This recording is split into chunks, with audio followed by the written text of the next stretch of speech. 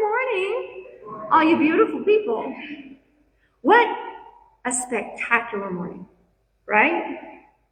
I can honestly say that from where I stand today, this is my favorite morning ever. Like my friend, the instrumentalist, the gong ringer in the beginning, Daniel Latch said, "What's my favorite food? The one I'm eating right now." This is the morning that I'm observing right now, and I can't imagine a morning more perfect. And I know that might sound a little bit weird, unless you have been coming to our Sacred Now workshop. If you have, then you understand the truth in every word that I said, right? Yeah. That is a very small part of why it's important to try and show up for things like this, not just here, but in the world. Learn how to be present. If you were not able to sign up for the workshop, know that we're going to come back around to it next year. Okay? And I'm sure that our incredible board of trustees, they will allow me once again to give a few partial and full scholarships. Yeah, maybe? They're not reading my eyes, some of them. I hope so. But see, that is not the only opportunity. We're not just waiting a year. That isn't the only opportunity you're going to have on this campus to shift your life into perfect peace. Our next comprehensive workshop will be the Mirror of Grace, 5 weeks from judgment to presence. And I'm really hoping that all of the facilities calendars will be clear enough to align so that we can begin that in January. And after that, we're doing a workshop called Ego Unplugged, resting in the sacred self. And then finally, we will offer one that I'm calling Unchained, Perfect Forgiveness, Perfect Peace. The titles of those are all pretty self-explanatory, right? And I'm focusing on those specific areas for deep dives because I know that these are the areas of our belief that keep us in the dream. And if we look really closely at our dreams, we will see that they're the human experience equivalent of nightmares. What I mean is, if we look at our lives, if we look at how we experience any regular day, our fears, our beliefs, our relationships, our abundance or perceived lack of abundance, the stuff that's got us anxious and worried and freaking out. If you look at that portion of your life, you will see that the moments that you allow yourself to experience joy, they're tiny bursts within a sea of uncertainty, regret, fear, panic, shame, resentment, anger, all sorts of other stuff, which doesn't have anything to do with love, right? And that doesn't make any sense. Because if you think about it, God is love, right? We can agree on that? And we can agree that we are each a beautiful piece of God. And we were expressed as these beautiful pieces in the form of these adorable little bodies. So if we are created by love, from love, then why are we experiencing feelings which don't seem lovely or loving? Those are the nightmares that I'm talking about. And I believe, right along with lots of others throughout history, present day and past, that these specific focal points, okay, becoming present, stopping judgment, which is a hard one, guys, quieting ego, and then fully and permanently slipping into forgiveness. Permanently is the important one. Those are all the buttons that you need to press on a very complicated alarm clock. One that you designed for yourself, and only you can remember the code to trigger the alarm. Be with that for a minute.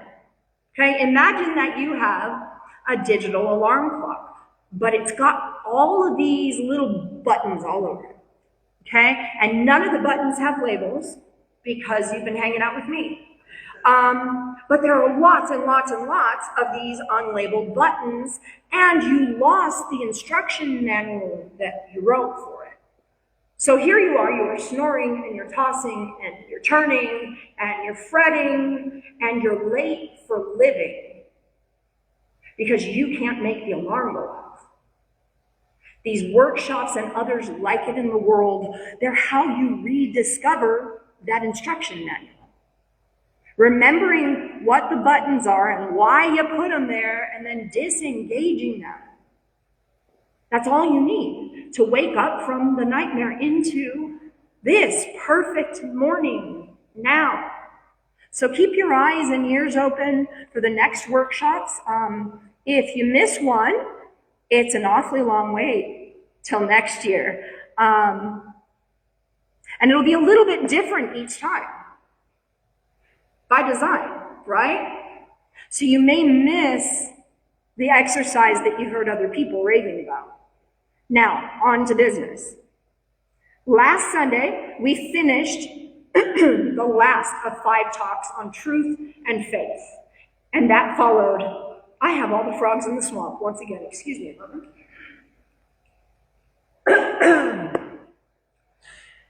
Is it gone? No, but that's okay. Okay, so we finished truth and faith. We worked our way all the way up to belief. And that followed hope.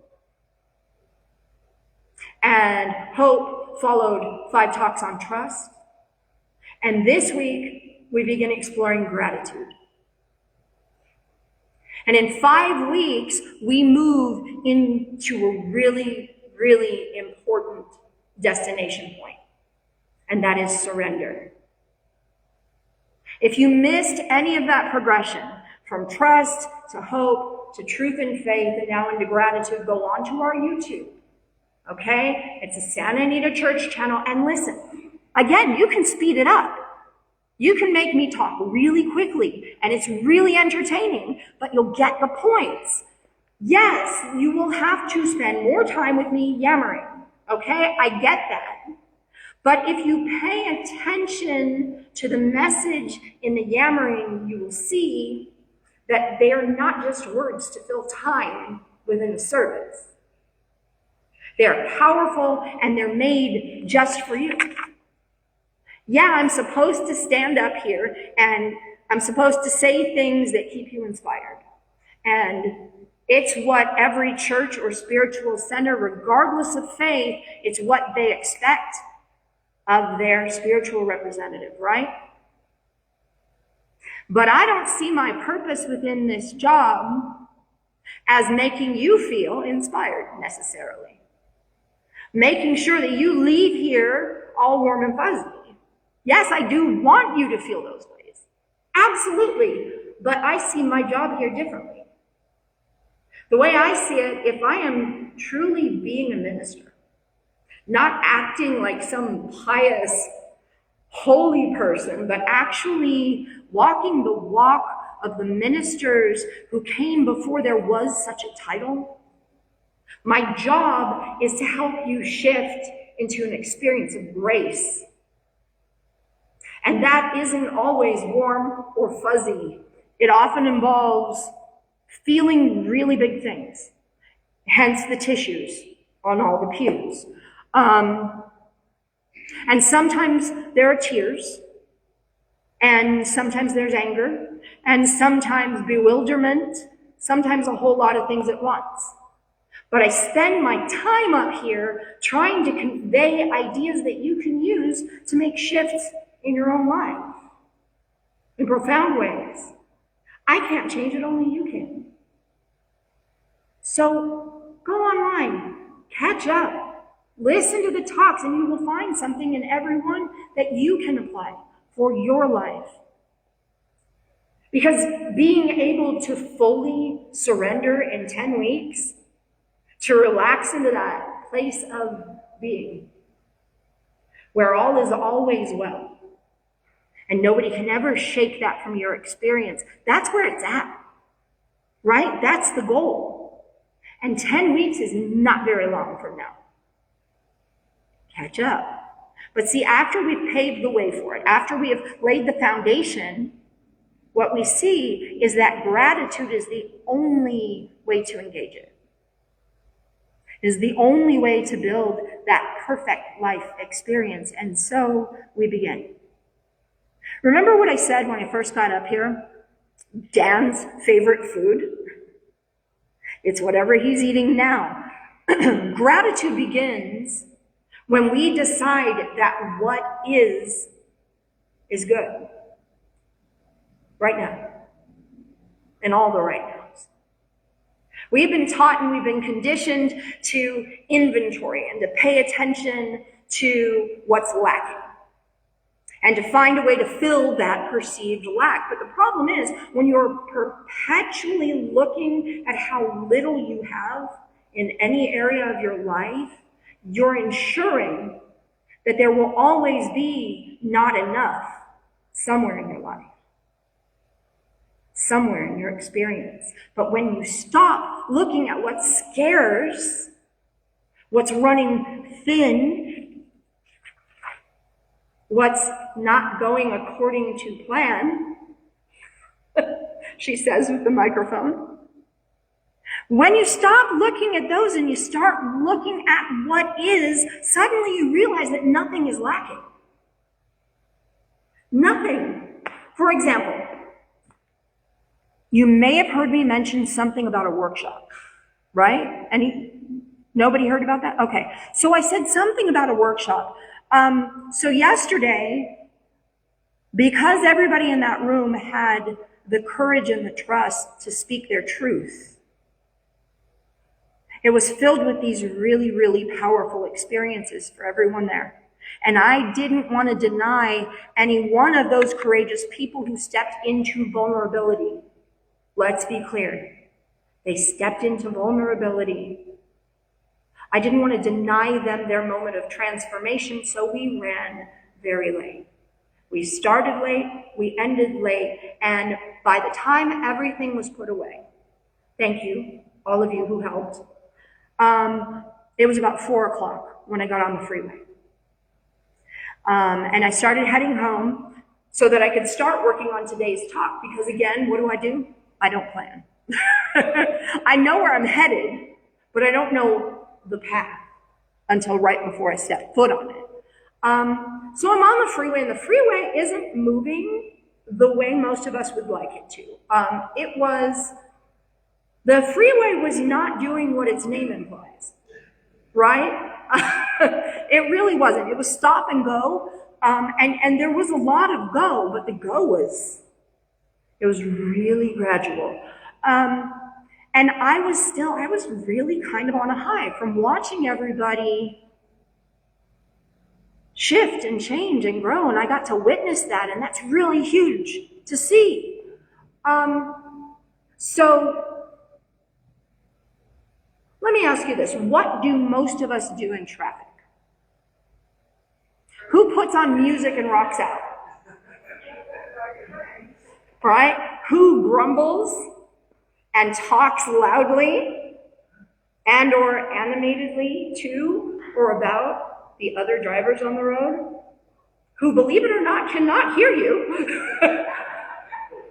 and you know, there's a possibility that they too are yelling at others, so they may not care, even if they could hear you, right? Who, and I am not taking any notes here, I'm not calling CHP, I promise you, who in traffic looks to the screens? Pick up your phone and put on a audiobook, looks at the screens that are built into the cars. Nobody's fessing up. I love that. So we have an assortment of go-to practices in these situations. But yesterday, I turned the radio off. My phone notifications were set to do not disturb already from the workshop. And you may not know this, but my purse is a briefcase. And phone was somewhere in there, so I couldn't have gotten to it if I wanted to Um, so I cut out the distractions and I enjoyed. I was grateful for this chance to just chill out and stop doing stuff. I smiled at all the cute license plates and tried to figure out what some of them meant. I laughed with the people rocking out in their cars as though it was their private concert in front of a packed audience. I looked at the scenery and I just I gelled with it. I blissed out in it.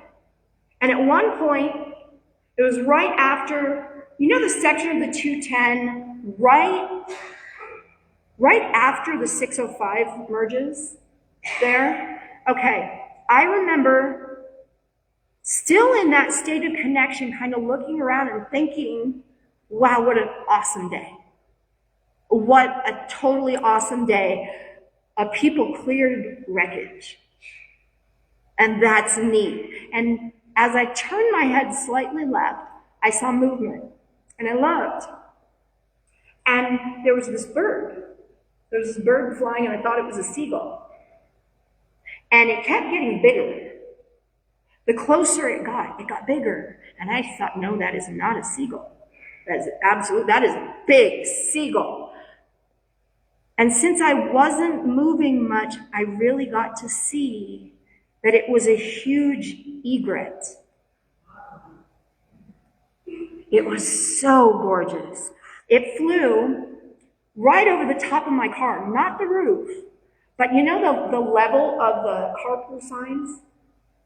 It flew right about that height in perfect sightline, all the way across. Had it been 3 feet in the opposite direction, it would have faded from my sight immediately. And I could have sworn that it saw me looking at it and grinning. And maybe it grinned back a little. Or maybe it didn't, but see, the truth is, it felt like magic. I was 100% immersed in gratitude. And I can't remember the last time I saw an egret in LA without seeking out a waterway, right? You really have to go and find a body of water, and there they be. But not in the middle of a freeway, right? But if I was stuck in a routine, or maybe if I was in a rush, or if I knew that thanks to the traffic, I was going to have to pee before I could get to my destination, so I had to be ready with an escape plan, I probably wouldn't have noticed that prehistoric-sized egret. Even if I had, I might not have cared, right? I might have just let it go by unobserved, kind of a passive bit of the scenery that I had to endure as I moved from one place to another.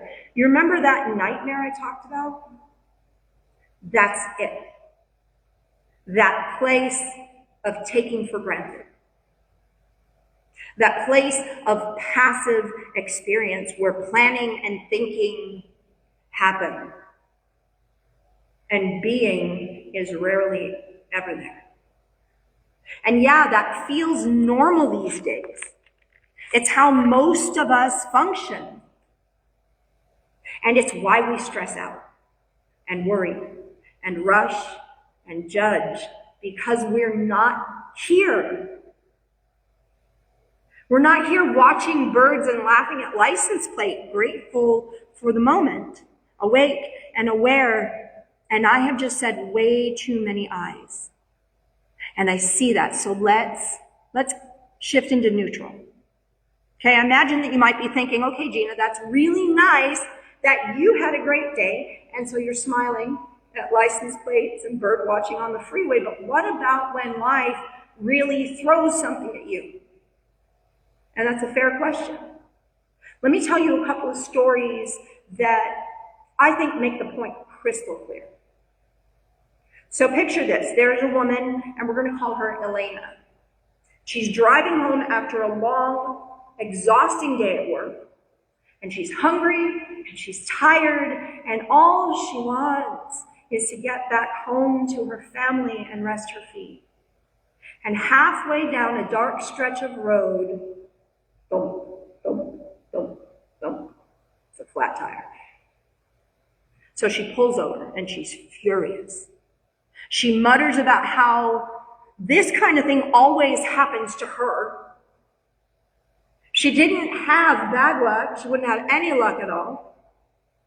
How life never cuts her a break. And she sits on the curb and she's waiting for roadside assistance with her arms crossed and her jaw clenched and her heart pounding with frustration. And by the time help arrives, she is convinced that the whole week has been ruined. Now, same road, same flat tire, different traveler. Let's call her Sarah. Okay? She too pulls over, but instead of fuming, she takes a deep breath, because we all need to do that sometimes, right? When things get a little hairy. She takes a deep breath and she says to herself, well, you're safe. At least it's just a tire and not a wreck. At least help is on the way. And wow, look at that sky. When was the last time I noticed how bright the stars are out here? She leans back in her seat and she calls her daughter just to say hello. And before long, the tow truck pulls up. Same delay, same inconvenience. But by the time she's on her way home, she is smiling and peaceful and even grateful for an unexpected pause and expense. Same circumstances, 2 lives lived, but what made the difference? Gratitude. Let me give you another one. So you have 2 farmers, okay? They're living side by side. Every spring they plant their seeds. They tend their fields and they wait for rain. The first farmer, whom we're going to call James, spends the whole season worrying. Every morning he stares at the horizon, grumbling that the rain isn't coming fast enough, looking at his watch. The seeds won't sprout. He won't make the harvest in time. He mutters about drought. He curses the birds for stealing his seeds. He looks at his neighbor's land and he tells himself, that guy has to be doing something shady to get that crop looking so green. That's not natural. To him, it's always greener somewhere else. And though his crops do eventually grow, season after season, he feels as though his spirit shrivels. Day after day, year after year, more and more bitter and resentful and worried and judgmental, until the only thing he can dream of is finally being able to retire. He hasn't enjoyed living for so long that he can't remember how. He can't imagine doing this crop tending, and being happy. The second farmer, Daniel, wakes to the same fields, the same dry spells, the same seeds stolen by birds, but every morning, through every deed done with loving hands, he whispers thanks to the soil, to the sunlight, to the bees dancing among the flowers. Even when the rains delay, he's grateful for the dew that shines in the dawn. By harvest, his crops, they're no bigger than James. But his life has been full. Joy, where the other man lived in fear. Peace, where the other man lived in bitterness. And what's more, his attitude of gratitude was so fixed and so much a part of his daily life that he was always surrounded by people who cared for and appreciated him, people who wanted some of that joy and wonder, and he, in living it, showed them that it's there in every moment. 2 farmers, same harvest, one life bitter, one life blessed. What made the difference? Gratitude, right? So let's come back to me sitting on the freeway yesterday afternoon. You remember I could have been like Elena with the flat tire, or James with the crops, grumbling about the slow traffic and fussing about my schedule and planning an escape route for P, reaching for my phone to distract me. That's the nightmare. But instead I did what Sarah did, and what Daniel did, what our Daniel does. I turned the noise off and I put the phone out of reach and I just breathed. I just was, and because I did that, I got a gift. Right there at that 2:10-6:05 juncture, I got to behold majesty. An egret the size of a pterodactyl. It flew down so low that I could see its wings spread wide, glowing brilliantly white in the sun. And it sailed right over my car. I got to see that. Now, again, I don't know if birds grin, but to me in that moment, it sure felt like they do. That was the miracle. And the miracle didn't come because traffic stopped. It didn't come because life rearranged itself to be more convenient. The miracle came because gratitude had turned my eyes to see it. And yes, the egret has gotten bigger with each telling. Why? Because gratitude makes everything seem like more. And that attracts more everything. Gratitude is fulfillment actualized. Had I been distracted, had I been lost in frustration, that bird would have passed right over me, and I might have seen it and not cared. But because I was awake, because I was grateful, I was able to say, wow, what an incredible day. It just got better. And I meant it. That's the whole lesson there. Gratitude doesn't make traffic disappear. It doesn't. It doesn't stop the tire from blowing. It doesn't double the harvest, but what it does is it changes the experience. Gratitude takes the same set of circumstances and transforms the way that we live them. And friends, isn't that what we're all longing for? Not to escape life, but to live it more fully. Not to push away the ordinary, but to see it as extraordinary. Gratitude is how we do that. It is the button on that complicated alarm clock that finally wakes us up. Now we've seen how gratitude shifts the personal moment. Okay? We've looked at how a person's experience can shift. The flat tire, the fields, the freeway, but gratitude is not just for traffic jams and license plates. Gratitude has the power to shift nations. Hear that. Gratitude has the power to transform history. I want to tell you about someone who understood this deeply. That is Archbishop Desmond Tutu. He grew up under apartheid in South Africa, a system designed to humiliate, to divide, to crush the human spirit. He saw families ripped apart, communities degraded, dignity denied. And yet, if you ever watched him speak,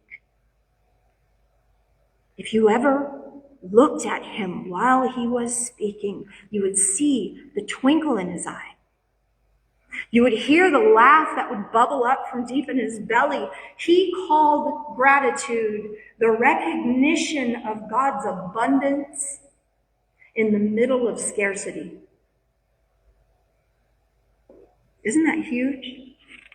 The recognition of God's abundance in the middle of scarcity. Not after the problem is solved. Not once the freedom is won. Right in the midst of oppression. And that gratitude didn't just make him feel better, it fueled a movement. When South Africa began to heal, Desmond Tutu was chosen to lead the Truth and Reconciliation Commission. Can you imagine that task? Sitting perpetrators and victims in the same room.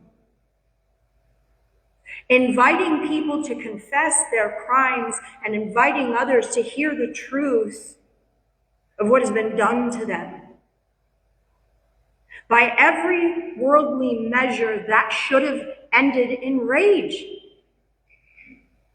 retaliation, maybe even bloodshed. But because Tutu carried gratitude in his bones, gratitude for life and for love and for the God who is always greater than fear, he was able to guide people to see that the only real truth is love. And because of that, a nation that could have fallen into endless civil war instead found a path, however imperfect, toward reconciliation. Friends, if gratitude can help heal that, imagine what it can do in our own communities, in our own nation, in our own hearts. We are living in a world where the loudest voices are the voices of complaint and outrage and cynicism and despair. The media thrives on reminding us of everything that is broken. I'll tell you, it's not really. It reminds us of everything that is frightening, everything that divides us. But when we choose gratitude, when we choose to see differently, gratitude says, yes, I see brokenness, but I also see beauty. I see possibility. I see love at work right here, right now. And here's the thing, when love is recognized, conflict cannot have the last word. Gratitude lets us see that even in the heat of a disagreement, even in the storm of politics, even in the chaos that we believe we see in the world, love is not absent. Love, hear this, is the truth underneath it all. So when we practice gratitude, we're not ignoring the world's pain. We're not pretending that everything is fine. We are training our eyes to see what is more real than pain, more real than politics, more real than division. We are training our eyes to see God at work. And when we see God at work, we join God inward. So let me leave you with this. Gratitude is not just saying thank you when life is easy. It is not just looking for birds and butterflies. Gratitude is the power that turns nightmares into mornings. Gratitude is the courage to laugh in the face of despair. Gratitude is the practice that lets us look into the world and say the only truth is love, and I will not look away. And when enough of us live this way, moment by moment, day by day, the world itself begins to shift. Nations reconcile and families heal and communities They remember their shared humanity, and hearts, one by one, wake up. And so it is.